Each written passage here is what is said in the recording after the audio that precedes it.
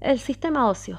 Nuestro cuerpo está compuesto por 206 huesos, los cuales proporcionan sostén, nos dan desplazamiento, resguardo de órganos, además son depósito de calcio y en su médula se producen las funciones hematopoyéticas, como por ejemplo la producción de células sanguíneas.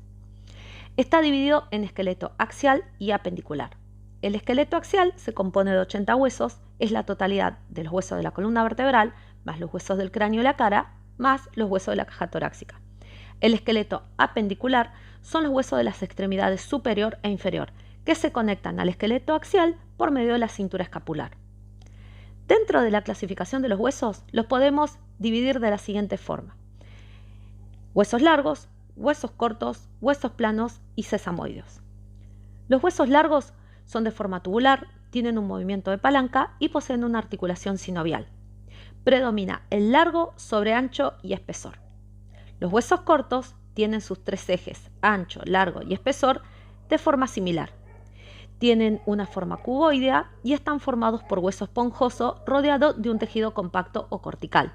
Soportan peso como los huesos de la columna vertebral y tienen un movimiento articular un poco más limitado que los huesos largos. Los huesos planos predomina el largo y el ancho sobre el espesor. Son aquellos encargados de formar cavidades y proteger órganos. Tiene dos láminas de tejido compacto y su movimiento es de mínimo a nulo, como por ejemplo la articulación de la sínfisis púbica. Los huesos sesamoideos se desarrollan en los tendones y generalmente protege alguna que otra articulación, como por ejemplo la rótula, que protege la articulación de la rodilla. Los huesos están formados por médula, hueso esponjoso, hueso compacto y una membrana exterior llamada periósteo, que es la que conecta los músculos con la parte ósea. Una gran pregunta que nos hacemos todos es: ¿cómo crecen los huesos? Los cartílagos de crecimiento son una de las formas en las que crecen los huesos. Los huesos largos tienen dos cartílagos de crecimiento que le suman ancho y espesor a medida que crecemos. Se endurecen y se forma el hueso sólido.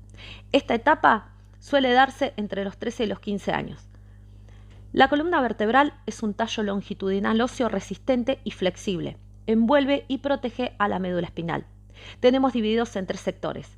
Las vértebras cervicales son las más pequeñas. Su función es contener y proteger a la médula y soportar el cráneo, además de permitir los diferentes movimientos de la cabeza. Van desde C1 o atlas hasta C7. Las vértebras dorsales o torácicas son dos en total y se articulan unas con otras a través de los discos epifisiarios. Las vértebras lumbares es el segmento más macizo de la columna vertebral. Son más voluminosas y el disco intervertebral es mucho más espeso. Ocupa un tercio del cuerpo vertebral, lo que le proporciona mayor movilidad. El cráneo se localiza antes de la columna vertebral. Es una estructura que encierra y contiene al encéfalo y al cerebro. Se divide en dos regiones, cráneo y cara. En total suman 23 huesos. ¿Qué son las articulaciones? Las articulaciones son uniones entre huesos. Hacen que el esqueleto sea flexible y sin ellas el movimiento sería imposible.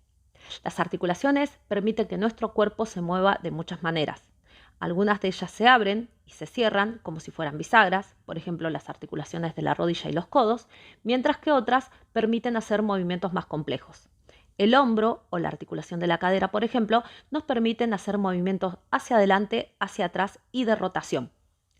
Las articulaciones se clasifican según su amplitud de movimiento. Tenemos articulaciones inmóviles o fibrosas, son aquellas que no se mueven. La bóveda craneal, por ejemplo, está formada por placas óseas, aunque se mueven ligeramente durante el nacimiento para fusionarse más adelante cuando el cráneo deja de crecer y luego permanecen inmóviles. Entre los bordes de estas placas hay uniones y articulaciones de tejido fibroso.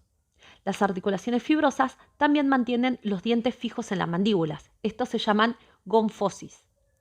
Las articulaciones semimóviles o cartilaginosas son articulaciones que se mueven muy pocos. Están unidas por un cartílago, como por ejemplo las articulaciones entre las vértebras de la columna vertebral. Cada una de las vértebras de la columna se mueve con respecto a la vértebra superior e inferior y conjuntamente estos movimientos dan flexibilidad a la columna.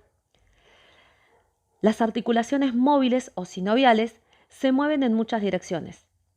Las principales articulaciones del cuerpo, como por ejemplo la de la cadera, los hombros, los codos, las rodillas, las muñecas y los tobillos, son móviles. Están llenas de líquido sinovial que actúa de modo lubricante para ayudar a que las articulaciones puedan moverse con mucha más facilidad. Hay 3 tipos de articulaciones móviles que desempeñan un papel importante en el movimiento voluntario. Las articulaciones en bisagra, que solo permiten el movimiento en una dirección, como por ejemplo la de la rodilla y la de los codos, que permiten una articulación en forma de palanca. Las articulaciones en pivote o trocoides permiten un movimiento giratorio o de rotación, como cuando la cabeza gira de un lado hacia otro. Por ejemplo, la articulación atlantoaxial. Las articulaciones esféricas son las que permiten la mayor libertad de movimiento del cuerpo. Las caderas y los hombros tienen este tipo de articulación, donde el extremo redondo del hueso largo encaja en el hueco del hueso plano y permite un movimiento esférico.